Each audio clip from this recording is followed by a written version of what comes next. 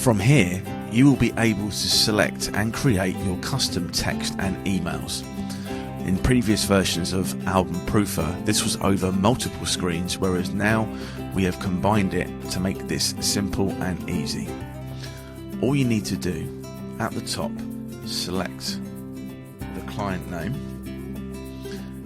and input the client email.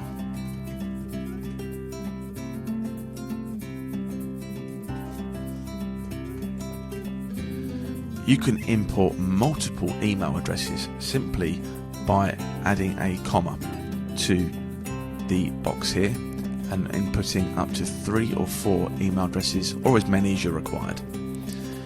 If you would like the gallery and proofer to be password protected, then you can put a password in here, and your email address as the photographer needs to go in this box here. This is the email that you'll be notified when your client has approved the album or requested changes. This box is to import an external link to Shootproof, PicTime or Pixieset, or your online gallery of choice, to link through to the gallery in which all of the images are located.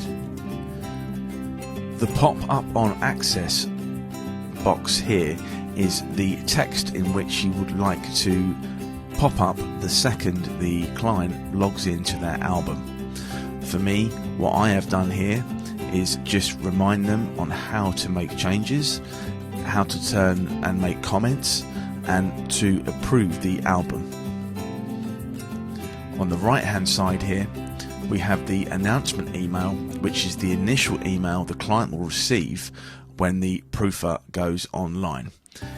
In the announcement email body, you can input whatever it is you would like for them to read when they first get the email, and you check this box for that email to be sent.